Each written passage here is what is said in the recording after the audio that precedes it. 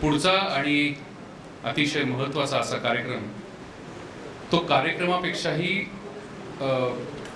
मी ज्याला म्हणेन या सत्रामध्ये अतिशय महत्त्वाची माहिती आपल्या सर्वांना देण्यासाठी संस्थेचे विश्वस्त श्री सुधीरजी बापट आपल्या इथे आहेत आणि ते आता आपल्या सगळ्यांना ऑनलाईन कुलवृत्तांताच्या प्रोजेक्टची माहिती देणार आहेत. अनफॉर्च्युनेटली इथे प्रोजेक्शन आता होऊ शकणार नाही, कारण सकाळची वेळ काल आपण बघितलं, आम्ही प्रयत्न केला, पण संध्याकाळी सुद्धा प्रोजेक्शन नीट दिसत नव्हतं, तर आता सकाळी तर काहीच चान्स नाही. त्यामुळे आता आम्ही त्या फंदात पडणार नाही आहोत. त्यामुळे तोंडी जेवढं तुम्हाला समजवता येईल तेवढा प्रयत्न आम्ही करणार आहोत. पण एक गोष्ट मात्र नक्की, काल प्रश्न विचारल्यानुसार इथे अनेक जण पहिल्यांदा कुलसंमेलनात सहभागी झालेले आहेत. त्यामुळे मी पुन्हा एकदा अधोरेखित करू इच्छितो की कुलवृत्तांताच्या, छापील कुलवृत्तांताच्या काही शेवटच्या प्रती आता आपल्याकडे शिल्लक आहेत. मी पुन्हा सांगतो, छापील कुलवृत्तांताच्या अगदी मोजक्या शेवटच्या काही प्रती आपल्याकडे शिल्लक आहेत आणि कदाचित आता इथून पुढे कुलवृत्तांत अशा पुस्तक स्वरूपात छापला जाईल, कधी जाईल याची शाश्वती नाही. त्यामुळे आपल्याकडे जर कुलवृत्तांत नसेल तर 1000 रुपयाचं स्वागत मूल्य देऊन तुम्ही तो कुलवृत्तांत आपला करून घेऊ शकता. आज आम्ही इथे कॉपीज आणलेल्या आहेत, पण माझ्या माहितीनुसार जास्तीत जास्त 25 ते 30 कॉपी शिल्लक आहेत टोटल. त्यामुळे उपस्थितांपैकी कोणाला जर कुलवृत्तांत हवा असेल तर जरूर रजिस्ट्रेशन डेस्कवर जाऊन तो तुम्ही घेऊ शकता. आणि आता अधिक वेळ न घेता मी सुधीरजींना विनंती करतो की त्यांनी मंचाचा ताबा घ्या. हो, आजही अनेक बापट कुलसंमेलनात सहभागी झालेले आहेत अशी माहिती आम्हाला मिळते आहे.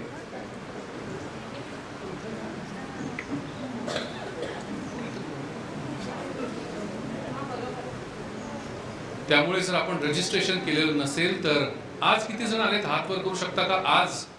आज सकाळी आला तिथे किंवा काल रात्री? ओके, तसं आता इथे तरी कोणी नाही. ठीक आहे सुधीरजी.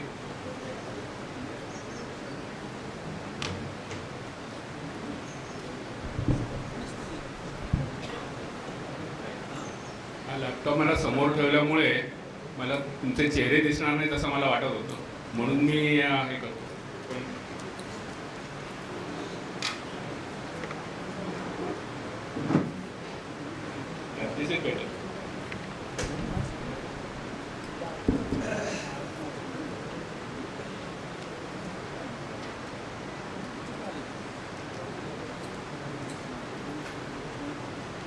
मी स्लाइड्स तयार केलेले आहेत.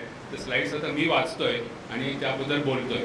ते स्लाइड्स इथं असतील तर ते जास्त अपील झालं असतं तुम्हाला, पण let's see how it goes. थोडंसं 2 मिनिटात मी माझ्याबद्दल सांगतो. मी IIT बॉम्बेमधून BTech आणि MTech केलं आहे आणि नंतर इस्रोमध्ये 2 वर्ष काम केलं. नंतर 1992मध्ये स्वतःची कंपनी चालू केली, कम्प्युटर कंपनी, सॉफ्टवेअर कंपनी, आणि ती आत्तापर्यंत चालवतोय. आणि आता मी आमच्या एम्प्लॉईजना ती कंपनी पुढे चालू करण्यासाठी प्रवृत्त करतोय. सो दॅट्स ट्रान्झिशन फेजमध्ये मी आता आहे. सुमारे 7-10 वर्षांपूर्वी माझ्या लक्षात आलं की आता आणखी खूप पैसे मिळवण्याची मला गरज नाही आहे. माझ्या बेसिक गरजा भागतील एवढ्या पैसे मला आहेत माझ्याकडे. त्यामुळे आता आपण काहीतरी वेगळं काम करूया. ITशी रिलेटेड, कॉम्प्युटर सॉफ्टवेअरशी रिलेटेडच असणार. तर ते लोकांना एकत्र कसं आणता येईल. मग लोक म्हणजे कोण, तर पहिले लेट स्टार्ट फ्रॉम अस. म्हणून बापटांना एकत्र कसं आणता येईल असा विचार मनात आला. मग फेसबुक होतं, ईमेल होती, फोन्स, व्हॉट्सॲप, हे सगळे विविध मार्ग आहेत. पण ते सगळे फ्री आहेत. आणि whatever is given free to you is not actually free. You are being used as a product. ते मला ते फार त्याच्यात सिक्युरिटी रिस्क मला जाणवली आणि म्हटलं आपण काहीतरी स्वतः केलं पाहिजे. आणि मग आपण एकमेकांशी बोलतो कशासाठी, एकमेकांशी संवाद साधतो तो कशासाठी, कशामुळे, त्याच्या मागे मूळ प्रेरणा काय आहे. तर काहीतरी एक टॉपिक असतो, काहीतरी एक भावना असते, काहीतरी एक विचार असतो आणि त्या विचाराशी संलग्न असं त्या दोघांमध्ये काहीतरी असतं आणि मग ते त्याच्यावर संवाद साधतात. मग तो संवाद हा विसंवादही होऊ शकतो, पण एकमेकांशी कम्युनिकेशन होतं. कसा त्याला न्यायचा, कशा प्रकारे न्यायचा हा प्रश्न पुढचा. पण तो असा कुठलेही असे प्रचंड प्रमाणात लिटरली इन्फिनिट टॉपिक्स आहेत असे की जे तुम्हाला असे त्याच्याबरोबर एकमेकांशी संवाद साधायला उपयोगी पडू शकतील. मग त्या असे एनी टॉपिक्स तयार करण्यासाठी तुम्हाला एक प्रायव्हेट प्लॅटफॉर्म तयार करता येईल का, असा माझ्या मनात विचार आला. मग त्याच्यासाठी मी थोडंसं आतमध्ये माझा स्वतःमध्ये शोध घेतला की काय करता येईल, कसे करता येईल. तर आय हॅव सेव्हरल आयडियाज आणि ते कसे ऑर्गनाईज करता येईल त्याच्याही आयडिया तयार केल्या. पण म्हटलं हे करण्यापूर्वी किती जणांपर्यंत आपण पोहोचू शकतो. जर लोक जर नसतील संवाद साधायला तर हे सगळं फुकट आहे. त्यामुळे म्हटलं आपण लोक आपल्याला शोधायला लागतील. मग बेस्ट वे आपल्या बापटांना एकत्र आणणं हे चालू होतं. म्हणजे त्याबद्दल थोडीशी चर्चा झालेली आहे, त्याच्यात मी सहभाग घेतला होता. त्यामुळे म्हटलं आपण कुलवृत्तांत जो आहे तो आपला छापील आहे, तर तो आपण ऑनलाईन करूया. आणि तो ऑनलाईन केला, डेटाबेसमध्ये घेतला आणि लोकांनी जर अपडेट केला तो आपले फोन नंबर आणि ईमेल टाकले त्याच्यामध्ये आणि आपण लोकांना जर खात्री देऊ शकलो की तुमचा डेटा सिक्युअर राहील, तर लोक आपणहून ते आपली माहिती द्यायला कबूल होतील, ते तयार होतील. तर अशा प्रकारे माझ्या डोक्यात सगळे विचार चालू झाले आणि नंतर मग त्यासाठी विविध मार्ग शोधले. काय करता येईल, कसं करता येईल. थोडेसे भेटीगाठी घेतल्या काही बाबतांची, काही इतर माझे मित्र आहेत त्यांच्याशी आणि स्वतःचं संशोधन केलं. स्वतःबद्दल आधी मी खात्री करून घेतली की मला हे करण्याची पहिलं इच्छा आहे का, सर्वात महत्त्वाची गोष्ट. मी ती इच्छा किती काळ त्याच्याबरोबर राहू शकेल, इतकी ती तीव्र आहे का, त्यानंतर माझी क्षमता आहे का ते करण्याची. त्याच्यासाठी जे काही करायला लागेल ते मी किती करू शकेल आणि मला कुठे मदत लागू शकेल याचाही अंदाज घेतला. आणि अशा सर्व गोष्टींचं नीट प्राथमिक ज्ञान करून घेतल्यानंतर जेव्हा मला खात्री झाली की yes I can do it, त्यावेळेला मग मी विनायक माधव माझे चुलत भाऊ आहेत, तर त्यांच्याशी मी चर्चा केली आणि मग ठरवलं की करू शकतो. मग त्यांनी ट्रस्टच्या मीटिंगमध्ये हा विषय मांडला आणि मग तिथून ती याला सुरुवात झाली. याच्यासाठी सर्वात उत्तम उपाय म्हणजे वेबसाईट बनवणे. तर ते वेबसाईट बनवणे याकडे मी आधी लक्ष दिलं. मग एक्झिस्टिंग हा छापील आहे, मग तो कोणी केला, काय केला. सदानंद काकांशी मग बोललो, त्यांच्याकडे जाऊन मी त्यांच्याकडून माहिती गोळा केली की काय नेमकं कशा प्रकारे केलेलं आहे तुम्ही. तर मग ते कसे भेटीगाठी घेतला हे सगळं ते डिटेल्स आहेत. पण तुम्ही जो केला आहे आउटपुट जो आहे तो काय प्रकारचा आहे. मग ते कम्प्युटर त्या PDF फाईलमध्ये आहे. मग ठीक आहे, मग ते कसं कुठल्या फॉर्मॅटमध्ये आहे ती फॉर्मॅट समजून घेतला. ते श्रीलिपीच्या फॉर्मॅटमध्ये आहे. मग श्रीलिपीमधून तो आता तशी म्हणजे युनिव्हर्सल नाही आहे ती. काही स्पेसिफिक काळासाठी काही स्पेसिफिक ग्रुपसाठी ती फार उपयुक्त आहे, परंतु ती युनिव्हर्सल नाही आहे. त्यामुळे ते युनिव्हर्सल कोड जे आहे कोडिफिकेशन ते युनिकोडचं कोडिफिकेशन आहे. तर त्याच्यामध्ये ट्रान्सफर करण्यासाठी मी प्रोग्राम लिहिला. सदानंद काकांची प्रत्यक्ष जाऊन छिंदवाड्याला जाऊन भेट घेतली आणि त्यांच्या ते PDF घेऊन आलो आणि त्याच्यावरती एक्सपेरिमेंट्स करून ते कोडिंग कसं झालंय, एन्कोडिंग कसं असतं ते सगळं शोधून काढलं आणि त्या ट्रान्सफर करण्यासाठी प्रोग्राम केला. आपले कुलवृत्तांत एवढा मोठा आहे ग्रंथ, तर त्याच्यामध्ये सुमारे 600 पानं ही प्रत्येकाच्या आपल्या इंडिव्हिज्युअल व्यक्तींची, बापट व्यक्तींची माहिती आहे. 600 पानं. तर ती एवढी माहिती ऑब्व्हियसली ऑटोमॅटिकलीच ती आपल्याला अपडेट करायला पाहिजे ह्यासाठी म्हणून मी तो प्रोग्राम लिहिला. मग ते करत गेलो त्यावेळेला त्याच्यामध्ये फॉर्मॅट्समध्ये काही चांगल्या गोष्टी लक्षात आल्या की तो जो फॉर्मॅट आहे की पहिलं कर्त्याचं नाव, मग वडिलांचं नाव, मग वंशामध्ये पिढी, असा तो सगळा फॉर्मॅट आहे. त्यानंतर भार्या म्हणजे पत्नीचं नाव पत्नी असेल तर त्याचं भार्या असं लिहिलेलं आहे, किंवा कन्या असेल तर कन्या लिहिलेलं आहे. त्यामुळे जन्म, मृत्यू असे सगळे कीवर्ड त्याच्यात दिलेले आहेत. म्हटलं म्हणजे आपल्याला ऑटोमॅटिक करता येईल ह्याचा विचार करून मग मी ऑटोमॅटिक तो प्रोग्राम तयार केला. पण तो केल्यानंतर जेव्हा मी रन करायला सुरुवात केली त्याला काही गोष्टी डिटेक्ट होत नव्हत्या. मग का नाही डिटेक्ट होत? मग त्यावरती लक्षात आलं की मृत्यू याच्यामध्ये काही ठिकाणी तीव्र ह्रस्व आहे आणि काही ठिकाणी दीर्घ आहे. ते कॉम्प्युटरला नाही कळत. काही ठिकाणी त्यूवर अनुस्वार आहे. जुन्या काळच्या मराठीमध्ये बऱ्याच ठिकाणी सप्तमी आणि तृतीयाला अनुस्वार होता. तर ते असेच काही शेवटच्या अक्षरावरती अनुस्वार देण्याची पद्धत होती पूर्वी. तर तसे मृत्यू या शब्दावरती अनुस्वार आहे. मग आता ते सगळं असं ते म्हणून ते रिपिटेटिव्ह खूप खूप खूप एकसारखं रिपिटेटिव्ह करायला लागलं मला. आणि त्यातून तो प्रोग्राम मी अपडेट करत एनहान्स करत करत करत करत शेवटी तो आता सगळा त्यावर 600 पानं मी म्हणतोय ती सगळा 600 पानांचा डेटा आपल्या कॉम्प्युटरवरती वेगवेगळ्या फील्ड्समध्ये मी एकत्र वेगळा सेपरेट करून आपल्याला अवेलेबल करून दिलेला आहे.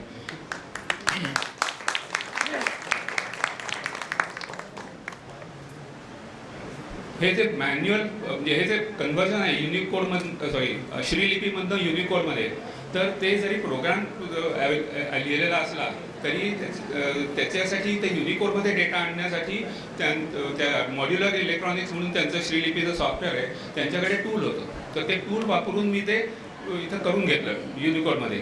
तर ते कन्वर्ट करतानाही काही ते मॅन्युअल लेबोरियस काम होतं खूप. तर त्यासाठी मग आमच्या ऑफिसमधल्या एका मुलाला मी सांगितलं की तू कर म्हणून. मग त्यांनी केलं, खूप छान प्रकारे केलं प्रोग्राम. मी परत आमचे इटरेशन 2-4 होत गेली आणि नंतर ते सिस्टीम बसली आणि मग हळूहळू त्यानं ते करत गेलं आणि मी तो प्रोग्राममधनं युनिकोडमध्ये डेटाबेसमध्ये कन्वर्ट करत गेलो. हे असं ते आमची ती रिपिटेटिव्ह प्रोसेस झाली. आणि त्यानंतर मग हे पार्स केलं, तो डेटा जो आला तो पार्स करून हे जन्म, मृत्यू किंवा पिढी हे सगळे ते कीवर्ड्स आहेत, त्या कीवर्ड्सनुसार त्याचं सेग्रिगेशन करून त्याचं वेगवेगळे त्याचे भाग करून ते वेगवेगळ्या फील्ड्समध्ये मी एकत्र केले. आणि जी माहिती अशा फॉर्मॅटमध्ये नाही आहे ती माहिती अतिरिक्त माहिती किंवा अदर इन्फो असं म्हणून सेपरेट एका ह्याच्यामध्ये कोंबून ठेवली. आता असं केल्यामुळे आता तुम्हाला जेव्हा मी डेटाबेस अवेलेबल करून देणार आहे, तुम्हाला जेव्हा तो अपडेट करायला अलाव करणार आहे, तर त्यावेळेला ही अदर इन्फोमध्ये असलेली माहिती ही मॅन्युअली तुमच्या फॅमिलीमध्ये तुमच्या फॅमिली ट्रीमध्ये जी अवेलेबल माहिती तिच्या 2008 साली जी दिलेली होती ती आता त्यावेळेला काही लोकांशी कॉन्टॅक्ट झाला नाही, त्यामुळे त्यांची काहीच माहिती नाही असंही असू शकतं. पण let's talk about it later. पण जी माहिती तिथं दिलेली आहे ती माहिती तुम्हाला अदर इन्फोमधनं काढून तुमच्या वेगवेगळ्या त्या फील्ड्समध्ये टाकता येईल. उदाहरणार्थ अदर इन्फोमध्ये मुख्यतः शिक्षणाबद्दल माहिती आहे, व्यवसायाबद्दल माहिती आहे आणि काही स्पेशल अचीवमेंट्स वगैरे असतील तर त्याच्याबद्दलची माहिती आहे. पण त्याचा स्पेसिफिक आणि पत्ते, राहण्याचा पत्ता आहे. तर हे सगळी माहिती स्पेसिफिक फॉर्मॅटमध्ये नाही आहे, त्यामुळे ती मला ऑटोमॅटिकली काही ती सेग्रिगेट करता आली नाही. तर ती माहिती तुमच्या सहभागाने ती अद्ययावत करता येईल. ते त्यासाठी तुमचा सहभाग अत्यंत आवश्यक आहे. आणि मी ते थोड्याच वेळात मी सांगतो तिथे लिंक.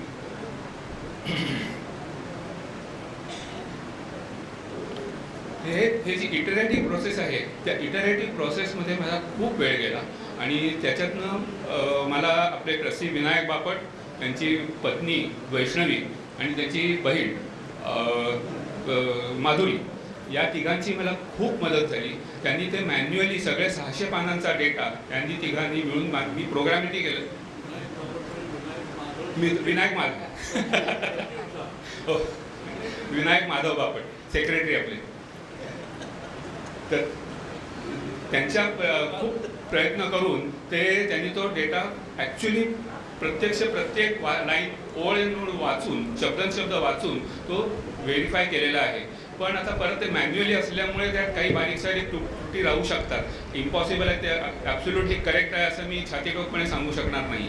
पण तो डेटा तुमच्या फॅमिलीमधला तुम्हाला माहिती आहे, तर त्याप्रमाणे तो तुम्ही अपडेट करून नवीन ॲडिशन्स असतात, काही डेटा अपडेशन्स असतात. 2008 कोण लहान होता तो शिक्षण चालू म्हणून दिलेलं आहे, आज त्याचं लग्न झालेलं आहे आणि एक मुलगा आहे, असं होऊ शकतं. काही व्यक्ती त्यावेळेला जिवंत होत्या, आता त्यांचं निधनाची तारीख लिहायला लागते वगैरे वगैरे. असे काही नोकरी बदलते, पत्ता बदलतो, फोन नंबर, सगळे हे अपडेट हे सतत अद्ययावत करत राहायला पाहिजे. आपली माहिती ज्या वेळेला आपली बदलेल, पत्ता इकडून तिकडे आपण राहायला गेलो तर ह्या वेबसाईटवरती जाऊन आपली माहिती अपडेट करणं, आपल्या परिसरातल्या म्हणजे आपल्या फॅमिलीमधल्या लोकांची अशी माहितीचा ट्रॅक ठेवून ती अपडेट करणं हे आपल्या सर्व बाबतांचं कर्तव्य आहे आणि ते मला तुम्हाला अत्यंत प्रकर्षाने सांगायचं आहे. ते जर केलं नाही तर हे जे काही सॉफ्टवेअर बनवले त्याचा काहीही उपयोग नाही. त्या सॉफ्टवेअरचा उपयोग शून्य. आधार कार्डची लिंक करू हां हां हां बरं, गुड आयडिया. आपण आधार कार्ड अपडेट करतो, पत्ता बदलला किंवा बदलला तर ते अपडेट करायचं, तसंच हे पण अपडेट करा की जेव्हा या कुठेही याच्यात बदल झाला, उदाहरणार्थ आता शिकतोय आपण 10वी आहे, थोडे वर्ष नंतर 12वी झालो, नंतर पुढे ग्रॅज्युएट झालो किंवा काय, तर ते सतत अपडेट करत राहिलं की ते अप टू डेट डेटा राहील. काय म्हणू, I am going to try my level best to make sure की तो डेटा सिक्युअर राहील. यासाठी मी खूप जास्तीत जास्त प्रयत्न करणार आहे की तो डेटा इकडे तिकडे असा जाणार नाही, याची मी खूप जास्त काळजी घेणार आहे. मग त्यासाठी तुम्ही असं मला म्हणजे शिवाय घालू शकता की अहो मी स्वतः बापट आहे, मी तुमचा ओळखीचा आहे, पण मला तुम्ही इकडे जायचं हा डेटा का नाही देत. तर असे प्रश्न विचारा मला, त्यावेळेला मला काय सुचेल ते उत्तर देईन. पण त्याच्या मागची माझी भूमिका ही तुम्हाला त्रास देण्याची नसेल तर डेटा सिक्युरिटीची असेल, हे फक्त तुम्ही लक्षात घ्या. त्यानंतर हे मृत्यू आणि जन्म असं झालं, त्याचबरोबर आता वंशावळ तयार करायचे, चार्ट तयार करायचे. तर ते चार्ट तयार करताना आणखी काही बरेच प्रॉब्लेम्स आले. एका घराण्यामध्ये एकच मूळ पुरुष की ज्याच्या वडिलांचं नाव माहीत नाही असा एकच व्यक्ती असू शकते, असा नियम आहे. जर समजा मल्टिपल व्यक्ती असतील तर त्यांचं वेगळं घराणं केलेलं आहे. आपल्याकडे थोड्या तुम्ही सांगतो स्टॅटिस्टिक्समध्ये सांगतो, आपल्याकडे ॲक्च्युली साधारणपणे 50 घराणी ही व्यवस्थित डेटा असलेली आहेत आणि एकंदर घराणी 121 आहे. आणि ती उरलेली घराणी जास्त एवढी का आहे तर काही घराण्यांमध्ये अक्षरशः 5-6 लोकांचाच डेटा आहे. त्यांचा डेटा आपल्या छापील वृत्तांतामध्ये खूप इन्क्लूड करूया, पण तो आपल्याला कुठे दुसऱ्या कोणाशी लिंक करता येत नाहीये म्हणून वेगळं घराणं काढूया. अशा हेतूनं, अत्यंत चांगला हेतू आहे, त्या हेतूनं तो वेगळा काढलेला आहे. पण त्याच्या पुढे जाऊन चार्टमध्ये असलेल्या प्रत्येक व्यक्तीचा डेटा हा पुढे आहेच असं नाहीये.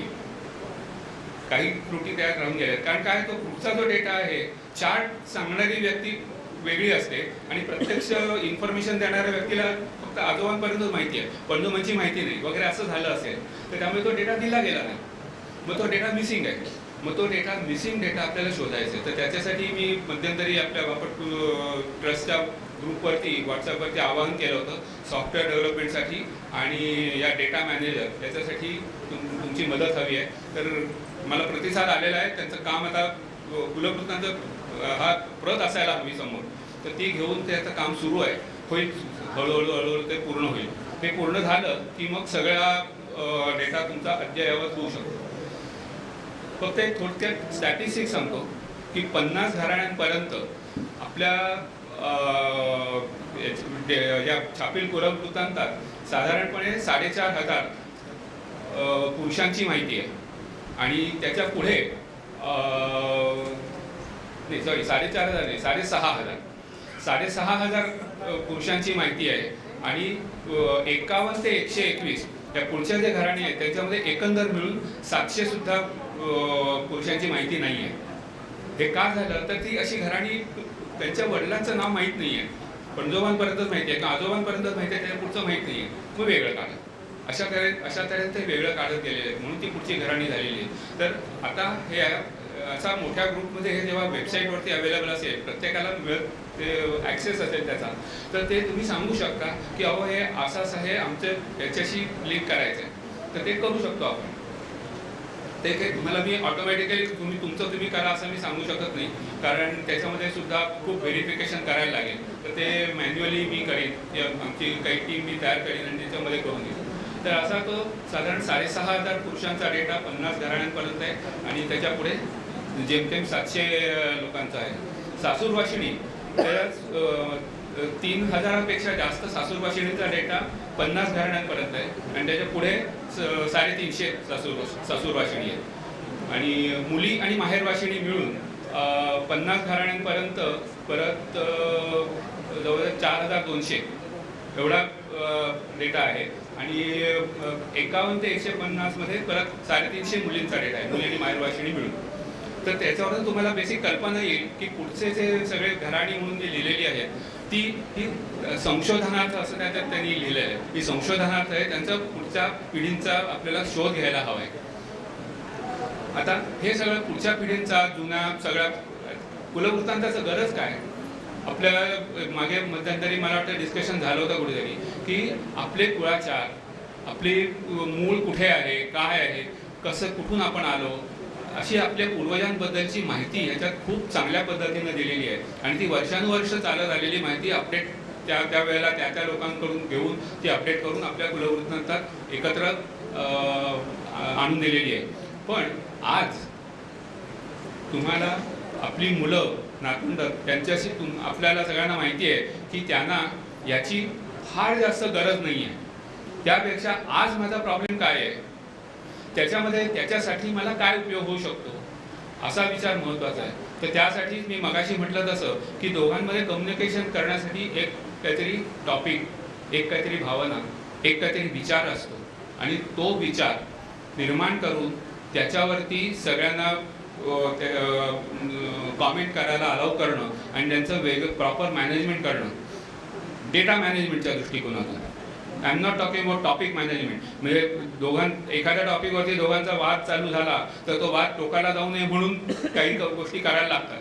तर त्या गोष्टींबद्दल ते ॲक्च्युअल ॲडमिनिस्ट्रेशन जॉब आहे, तर त्याबद्दल मी आत्ता बोलत नाही आहे. पण असे प्लॅटफॉर्म्स तयार करून असे टॉपिक्स तयार करण्यासाठीचा प्लॅटफॉर्म करणं is what I am trying to do.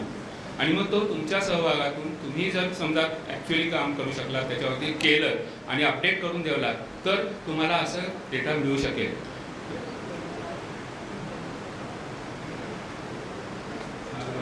पुढे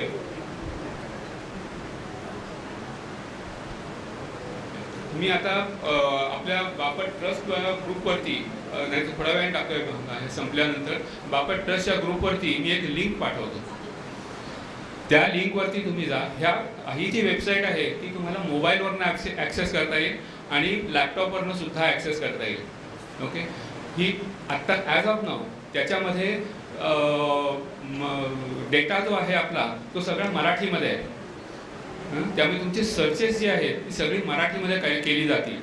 पण काही लोकांना इंग्रजी फक्त टाईप करणं शक्य आहे किंवा आपल्याकडे काही लोक अशी आहेत की ज्यांना मराठी समजत नाही, बापट आहेत पण काही मराठी समजत नाही, त्यांनी इंग्लिशमध्ये टाईप करावं आणि रजिस्टर करावं. आपण एक मी टीम तयार करतोय, त्यासाठी पण तुम्हाला तुमचे व्हॉलेंटियर्स मला हवे आहेत. तर त्या टीममध्ये आपण हे इंग्लिशमधून मराठीमध्ये ट्रान्सलेट करू शकतो. मी माझ्या डोक्यात प्रोग्राम करण्यासाठी आयडिया आहेत विच विल ऑटोमॅटिकली ट्रान्सलेट. आत्ता तुम्ही नंबर जो आहे म्हणजे फोन नंबर म्हणा किंवा घराणे पिढी किंवा असे नंबर्स जे आहेत ते नंबर्स हे इंग्रजीमध्ये द्या किंवा मराठीमध्ये द्या. आपल्याला स्टोअर करताना इंग्रजीमध्ये करायचे कारण सर्च सोपं जातं म्हणून. तर ते ऑटोमॅटिक कन्व्हर्जन मी केलेलं आहे. ऑन सिमिलर लाईन्स तुमचं मराठी टू इंग्रजी किंवा इंग्रजी टू मराठी ट्रान्सलेशन होऊ शकतं असा माझा विश्वास आहे. ते प्रत्यक्ष करून बघायला लागेल, त्या दिशेनं मला काम करायचं आहे. पण ते झालं की तुम्हाला सर्चेस वगैरे इंग्रजी आणि मराठी मल्टीलिंग्वल सुद्धा करू शकतो. इन फ्युचर कर्नाटकचे लोक आहेत त्यांच्यासाठी मी मुद्दाम सांगतोय. पण हे लगेच होईल असं नाही, त्यासाठी खूप वेळ द्यायला लागेल, खूप काम करायला लागेल. तर ते हळूहळू तुमचा सहभाग जसा वाढत जाईल तसा माझा उत्साहही वाढत जाईल. आणि तुम्ही जेवढ्या मला आणखी डिमांड कराल आणि सपोर्ट कराल, दोन्ही पाहिजे, डिमांड पण करा आणि सपोर्ट पण करा. ते करत गेलात तर हे काम अजून सगळ्यांच्या सहभागाने आणि मला युनिलॅटरली डिसिजन कुठलाही घ्यायचा नाही आहे.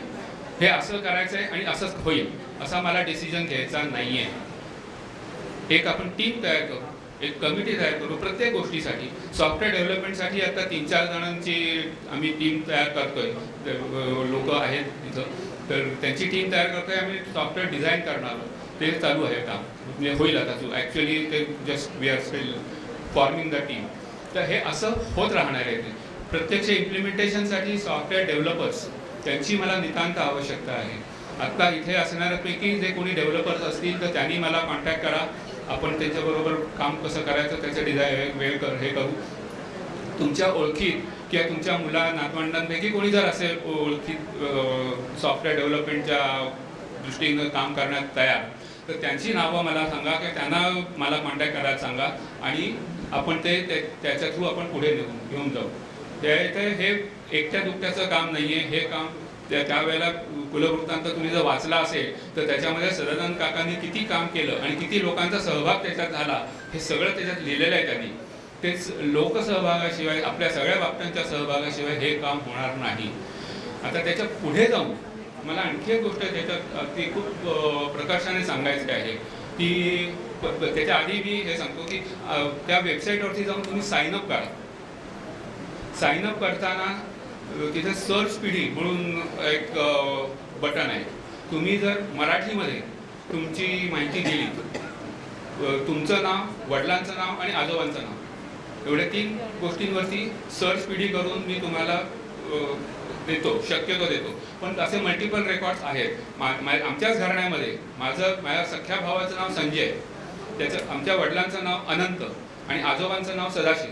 संजय, अनंत, सदाशिव अशी आमच्याच घराण्यात याच पिढीमध्ये 2 जण आहेत, 2 आता त्याच्यामध्ये कसं ऑटोमॅटिकली वेगळं काढणार ना, मग ते मॅन्युअली काढायला लागेल. तर असं होईल. काही ठिकाणी ते मिळणार नाही, काही ठिकाणी असे डुप्लिकेट येतील, काही ठिकाणी युनिक असेल तर ते ऑटोमॅटिक होईल आणि मग ते माझं काम सोपं होईल. पण त्यासाठी मी हे आता परत डेटा सिक्युरिटी अँगलने तुम्ही साईनअप केलं की तुमचं लॉग इन दिलं आणि तुम्हाला मेलमध्ये पासवर्ड पाठवला असं होणार नाही. कोणी साईनअप केलं आहे त्याच्याशी 1-2 शब्द बोलणं किंवा असं काहीतरी करायचं in as the real security. आमचे नचिकेत बापट आहेत, त्यांनी maybe he will be able to confirm that. Real security is की तुम्ही जेव्हा साईनअप कराल तेव्हा तुमच्या फॅमिलीमधला नसलेला पण तुम्हाला ओळखतो असे 2 बापट मला नावं सांगा. असं करणं हे it's going to be really secure. पण आत्ता सध्या तरी मी तसं करणार नाही आहे कारण आपण हे काही पब्लिकली अनाऊन्स करत नाही आहोत, आपल्या ग्रुपवरतीच अनाऊन्स करतोय आणि आपण आपल्या डेटाची सिक्युरिटी आपण स्वतःच घ्यायची आहे. आणखी डेटा सिक्युरिटीबद्दल आणखी एक गोष्ट मी शिकलो इतक्या वर्षाच्या माझ्या सॉफ्टवेअरच्या अनुभवामध्ये की जेव्हा हे असं हॅकिंग होतं आणि वेबसाईट हॅक झाली किंवा डेटा हॅक झाला वगैरे वगैरे, तर त्या डेटा हॅकिंगमध्ये सर्वात जास्तीत जास्त काय म्हणतात वीक लिंक जी असते ती इनसाइड पीपल असतात.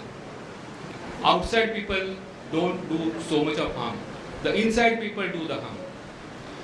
ते काहीतरी कॉम्प्रोमाइज करतात, ते काहीतरी त्यांना कळत नसतं म्हणून ते डेटा देतात. ती असंही असेल, अज्ञानानंही असेल, असं काही मी म्हणत नाही की मुद्दाम करत असेल, पण त्याच्यामुळे इतरांचं बाहेरच्या लोकांचं फावतं आणि ते डेटा ब्रीच म्हणतात त्याला तो होतो. तर ते तसं आपण होऊ नये यासाठी मी जास्तीत जास्त काळजी घ्यायचा प्रयत्न करणार आहे. तर हे याच्याबद्दल झालं. आता पुढे जाऊन मला जे हवं आहे, आता याच्यामध्ये काय काय प्रकारची माहिती, काय काय प्रकारची लोक मला व्हॉलेंटियर्स म्हणून हवी आहेत ते सांगतो. एक म्हणजे 2 प्रामुख्याने कॅटेगरीज म्हणू आपण. एक सॉफ्टवेअर डेव्हलपमेंट, त्याच्यामध्ये software design, development, idea generator असे लोक. प्रत्यक्ष सॉफ्टवेअर केलेलं नाही आहे परंतु लोकांची त्यांना कसं चित्र दिसलेलं हवं असेल, कुठली फॅसिलिटी आपण या बाबतांना द्यावी, अशा स्वरूपाचे विचार असतील तर ते तुम्ही पोस्ट करा. ते मी वेबसाईटवरती ते तयार करायचा विचार चालला आहे मला की तिकडंच तुम्ही वेबसाईटवरती पोस्ट करा म्हणून. तर तसं होईल. त्यानंतर मला डेटा मॅनेजमेंट किंवा डेटा ऑर्गनायझेशनसाठी मला मदत हवी आहे की त्यांना मराठी टायपिंग येतं आणि आपला कुलवृत्तांताची प्रत त्यांच्याकडे आहे अशी लोक मला हवी. ते 121 घराण्यांचा डेटा सगळी हायरार्की मध्ये मिसिंग लिंक खूप आहेत आणि मी माझ्या प्रोग्राममधनं automatically I have tried to narrow down आणि find out that this is the person who is where the link is most probably. तर पण ती व्हेरीफाय करायला पाहिजे मॅन्युअली. ऑटोमॅटिकली ते पूर्ण व्हेरीफाय होऊ शकत नाही. मी म्हटलं तसं संजय, अनंत, सदाशिव असे 2 जण एकाच घराण्यात एकाच पिढीमध्ये आहेत, एकाच पिढीच्या लेवलला. तर असं असताना ते जरा आपल्याला ते कठीण जातं सॉफ्टवेअरच्या थ्रू, तर ते मॅन्युअली करायला लागेल. तर त्यासाठी मला काही मदत लागणार आहे. तर त्यासाठी फार मोठं कॉम्प्युटरचं नॉलेज लागणार नाही आहे, फक्त नजर पाहिजे आणि कुलवृत्तांताची प्रत आपल्याजवळ पाहिजे. तर अशा 2 गोष्टींची आवश्यकता आहे मला. आणि त्यात हे 2 ग्रुप परत पुढे आणखी डेव्हलप होतील आणि ते आणखी वेगळ्या लेवलला आपण घेऊन जाऊ शकतो. आता पुढे जाऊन मला जे करायचं आहे ते मी एक थोडक्यात एका वाक्यात सांगतो आणि मी थांबणार आहे, की हा आपण बापटांच्यासाठी आपण करतोय. त्याच्यामध्ये खूप गोष्टी ज्या आहेत महत्त्वाच्या गोष्टी, एस्पेशली मला तरुणांबरोबर काम करायला खूप आवडणार आहे या बाबतीत, कारण they need more support, they have more problems in the current times. त्यामुळे त्यांच्याबरोबर काम करून त्यांचं आयुष्य कसं सुखकर होईल आणि त्यांच्या आयुष्याला पुढे दिशा कशी मिळेल यासाठी मला काम करायचा खूप प्रयत्न आहे माझा आणि आतून खूप मला अर्ज आहे ती. तर त्यासाठी फक्त बापटांच्या ग्रुपमध्ये रेसिक्ट न ठेवता आपण सर्व चित्पानांच्या ग्रुपमध्ये करू शकतो. त्याच्या पलीकडे जाऊन सर्व ब्राह्मणांच्या ग्रुपमध्ये करू शकतो. मग अख्ख्या देशामध्ये कुठे जिथं अख्ख्या जगामध्ये जिथे कुठे ब्राह्मण असतील त्यांच्याबरोबर कम्युनिकेट करू शकतो. पण let us have some proof of concept within बापा. ते एका सर्टन लेवलला आल्याशिवाय आपण बाहेर एक्सपांड करायचं नाही, असं माझं स्वतःचं मत आहे. लेट्स टेक, म्हणजे आपण आपलं पचेल एवढाच घास खावा, उगाच जास्त खात बसू नये. ही टिपिकल आपली जी वृत्ती आहे तर त्या पद्धतीनेच मी जाणार आहे. तर हे अशा पद्धतीने आपण पुढे जाऊया. तर आता मी एवढं बोलून मी थांबतो. तर मी थोड्या वेळात मी ती लिंक पाठवतोय, तिथं लिंकवरती जाऊन तुम्ही साइन अप करा. तुमची पिढी माहिती असेल तर सर्च माहिती असेल तर ती भरा, नसेल भरली तर सर्च पिढी करून बघा. नाही मिळाली तरी काय हरकत नाही, साइन अप करा, submit it. We will see. मी एनेबल करून ते तुम्हाला अलाव करेन. ओके.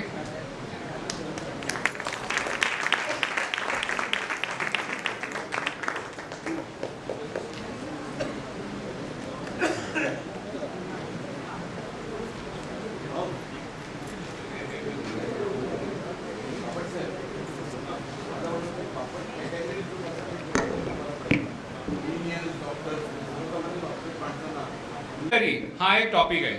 फक्त डॉक्टर हा ॲक्च्युली तसं बघितलं तर खूप मोठा टॉपिक आहे. त्याच्यात प्रत्येक छोटे छोटे सब टॉपिक्स असतील. इंजिनिअरिंग हा एक टॉपिक आहे.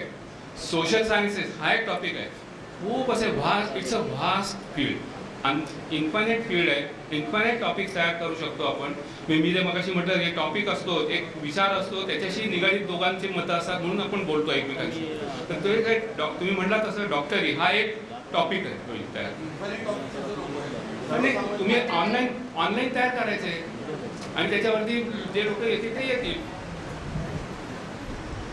ओके, चालेल, करूया. एकदा टाळ्यांचा मोठा कडकडाट होऊ द्या यांच्यासाठी, कारण गेले अनेक वर्ष ते या प्रोजेक्टवर काम करतात आणि खरंच खूप मोठा कॉम्प्लिकेटेड प्रोजेक्ट आहे. आणि at the cost of repetition पुन्हा एकदा सर्व उपस्थितांना विनंती करतो की आता इथे यंगस्टर्सही मला अनेक दिसत आहेत. सॉफ्टवेअर IT तंत्रज्ञानात एक्सपर्ट किती आहेत हात वर करा. म्हणजे अगदी प्रोग्रॅमिंग आलं पाहिजे असं नाही, जुजबी प्रोग्रॅमिंग, HTML, जावास्क्रिप्ट थोडंसं आलं तरी चालेल. असे किती जण आहेत इथे? 1 2 3 4 5 6. ओके, माझे हात जोडून विनंती आहे तुम्हा सगळ्यांना, तुम्ही प्लीज सुधीरजींना ताबडतोब भेटलात तरी चालेल, कारण मदतीची गरज आहे. एकटा माणूस खेचणं हे फार अवघड आहे. त्यामुळे तुम्हा 5-6 जणांना विनंती आहे की तुम्ही जरूर सरांना भेटा. आणि दुसरं सगळ्यात महत्त्वाचं म्हणजे दुसरं म्हणजे इथे बसलेला प्रत्येक जण मराठीमध्ये टायपिंग करू शकतो. व्हॉट्सॲपवर आपण आता मराठीमध्येच टायपिंग करतो. त्यामुळे सर्व उपस्थितांना विनंती की आपल्या वेळातला थोडासा वेळ काढून आपण तो सुधीरजींना द्यावा. स्वयंसेवक म्हणून कुठेही जायचं नाहीये, काही करायचं नाहीये, फक्त मोबाईलवर व्हॉट्सॲपसारखं मराठी टायपिंग करायचं आहे. अक्षरशः म्हणजे दिवसात कशाला आठवड्यात 2 तास दिले क्युम्युलेटिव्ह तरी खूप मोठी मदत होईल.